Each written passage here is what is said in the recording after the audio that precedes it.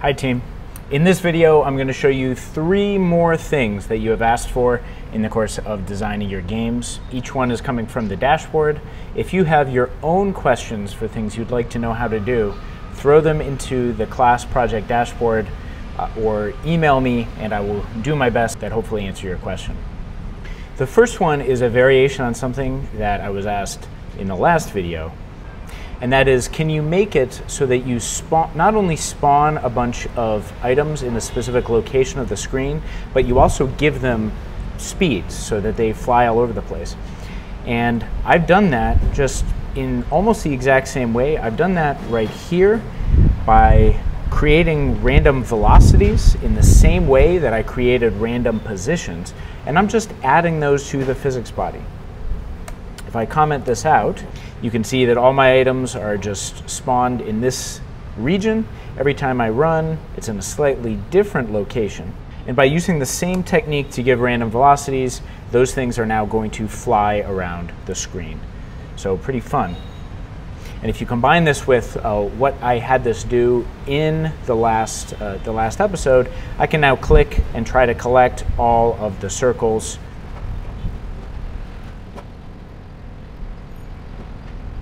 You can see why I was never very good at organized sports. Anyway, so that works.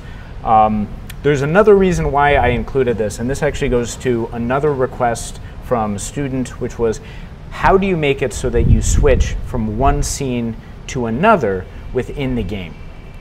And in this version, I've actually called this one Game Scene 1. And I've done that because in this next example, I've made both Game Scene 1 and I've made Game Scene 2. Game Scene 2 is almost exactly the same, except that instead of 10 circles, I've made 50, and instead of filling them to be blue, I've made them red. I haven't changed any of the names of the sprites because I really don't need to. Blue circle sprite, I'm coloring it red, not a big deal. But the question, of course, is how do you make it so that when something happens in the game, in Scene 1, it automatically loads Scene 2. So there's a few things that I have to do to set this up.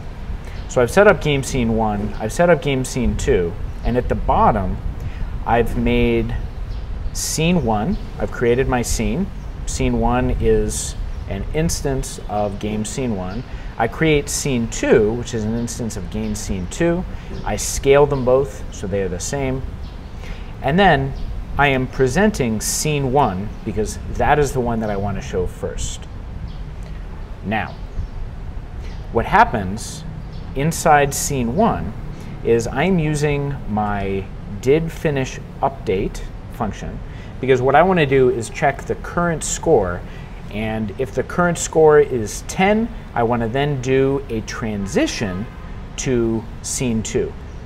So I am telling Scene 1 to present the scene that is defined by Scene 2, and I'm giving it a transition that is defined by this function. And this link that I discovered today has a whole bunch of different transitions that you can use. Let me show you what this one in particular looks like. So the first thing is I have to catch all of these. So I'm going to do this and I'm going to get up to 9 so that we are ready for the transition to the next scene. All right, so we are up to a score of 9, and this transition will occur when current score is 10. And there it is, almost on cue. And now you can see in my new scene, it's the same code. It's a little bit more difficult because there are more of the circles and they're all colored red, but I just use this function right here to go from that first scene that I've made to a second scene. And this is a really nice way if you are working on one level of a game and your partner is working on the second level of the game. It's a very easy way to make it so that you can work in parallel, and then when you're ready, you can transition from one scene to another. The last example that I want to give you is from Peter, who asked, how do you turn one sprite into another? The reality is you can't actually do that, or at least I haven't found an easy way to do that.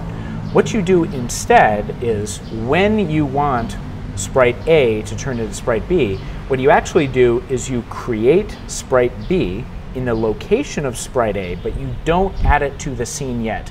You create it so it's ready, and then once the second sprite is created, then you take the first sprite away, and then you add the second sprite to the scene. Let me show you what that looks like so you can see the result. So when I click on each of these, the blue circle appears to turn into a yellow circle. But what's actually happening, if I go down to the touches began function, I'm using the code from my previous example where we were tapping on circles. I'm getting the location of the circle I tapped on, and I'm creating a square in that new location. So I create a new square. I set the position of that new square equal to the position of the circle. I set its properties, so I make it yellow. And then here's where I do the trick. I remove the circle from the scene, and then I add that square. But this happens so fast that it just looks like the circle is turning into the square. That'll do it for today. Keep those requests coming for things that you want to learn how to do. I will see you in the next class.